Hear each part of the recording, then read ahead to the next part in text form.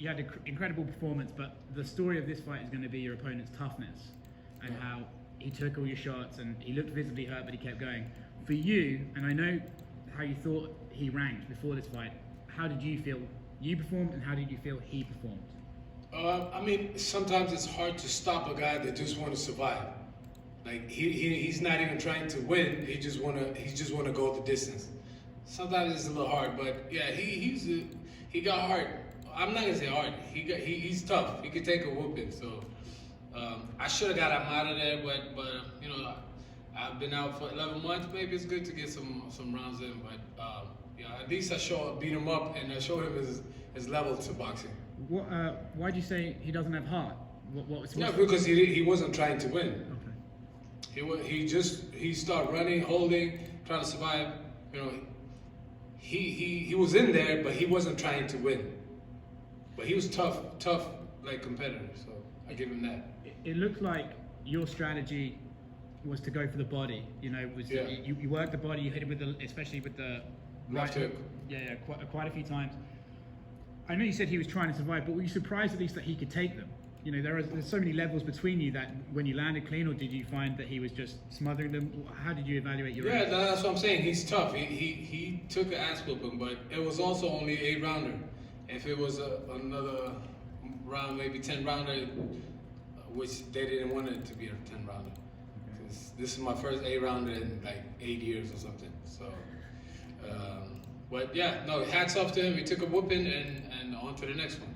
As you say, you know, you'd want the finish, but is there a silver lining in that you got some minutes in there? It's been the first fight in a while. It's nice to just get into the ring and sort of do some work. Is that the silver lining from this that you got? I mean, not really. You don't get paid for overtime, and a guy like that, I'm supposed to stop him, but everybody else think I look good, and I'm just my worst critic. I just don't, you know, I wanted to stop him. So what comes next for you? Who presumably you don't want like an exhibition style fight next. You want to get some serious competition in. So Pascal rematch. That's what's next. What is it about that rematch that you particularly want? I mean, I thought I got robbed. Most people, 75% of everybody that was watching that fight thought I won. And yeah, now I got a new coach and I feel great. So yeah, we're going to have that rematch. They said the first quarter of next year. So January, February, March, I'm ready whenever he is. Would you be willing to fight again with no fans? Or do you want fans for that one? And does that affect the money, right? Like if there's no gate? Yeah, that's why he didn't. Pascal is not scared of me. He fought everybody. I'm not saying that. But he didn't want to fight because we were supposed to fight on the Gervonta Davis undercard. But at that time, they changed it to fans like the last 2 weeks. But before, when we was going to fight, they said they wanted the fans to be there. Or actually, he wanted the normal purse. But you can't get that regular purse when there's no fans, there's no gate. So that hopefully, you know, we can make the fight happen in Texas. That you can have fans there. So we'll see what happens. But I'm ready whenever he is. But that's the goal, first quarter of next year? Yeah. Congratulations on the win, man. Thank you very much. Badou, this is your first win in a while. How does it feel to actually land back in the winning column? I mean, they say my first win since 2017, but I only had 3 fights. And 2 of them I got robbed. One was a draw with Stevenson. I won that fight. I won fight with Pascal. I should have won. And Marcus Brown, yeah, that was a loss. But yeah, that was also a nasty cut. So it was, you know, kind of weird. But I mean, this guy was levels below, you know, those guys. So I mean, it is weird. I'm supposed to win against a guy like that. It was clearly one-sided. Did you at any point feel as if he could give you a challenge? No, not at all. With that kind of a tune-up, do you think it's the proper challenge you needed for Pascal? I didn't want this tune-up, to be honest. I didn't want to fight him. I wanted to fight I fought 8 world champions, future, former, whatever, in a row since 2015.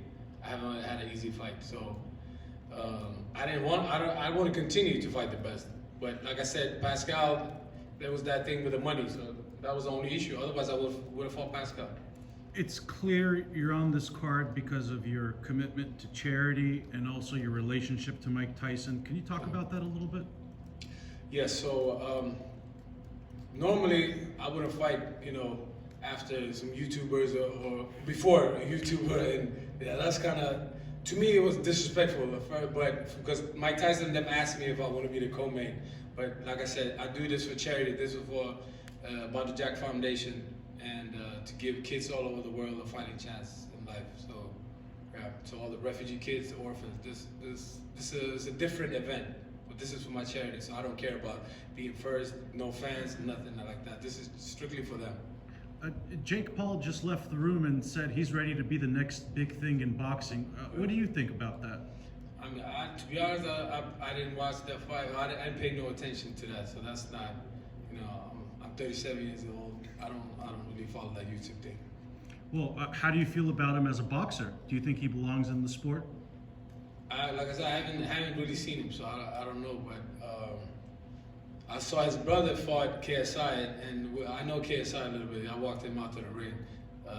But yeah, I seen some clip on the internet. Yeah, he looked like he's a good athlete for that level of YouTuber. So I mean, he can do whatever he want to do, and you can't knock his hustle.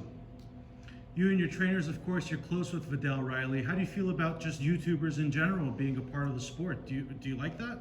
Yeah, but the thing with Vidal, he's a trainer for the YouTuber, so he became a YouTuber after boxing. So he's actually a real fighter. He had 50 amateur fights or whatever, and you know, he's a real fighter that is a YouTuber also. But yeah. Yeah, these guys are so much younger than me. I call Badou my son. He's 15 years younger than me. So this is the social media era. I mean, now I'm talking like I'm really old, but well, you're actually young enough to be Mike Tyson's son. What do you think about? Right, What do you he's think 17 about? years older than me. What do you think about Mike's performance tonight with Roy Jones? I mean, you got to give credit. 54 years old. He hasn't been in the ring 15 years, and you know, he was overweight and everything. Yeah, I think he looked good. For those that don't know, Mike Tyson walked you out to the ring back in the day. What is your relationship like with Mike these days?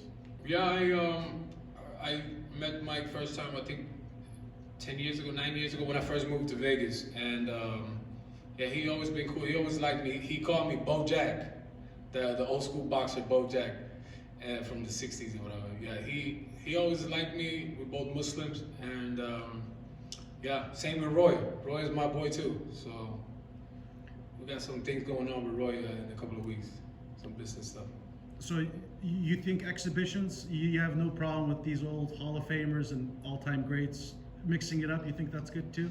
I think it's wrong to tell another grown man to tell him what to do or not. They're legends. I mean, they can do whatever they want to do. Same thing with Floyd. Like if he fights the YouTubers or Chinese kickboxers, whatever. I mean, all of them, they're one of the best fighters ever, and let them make some easy money. Why not?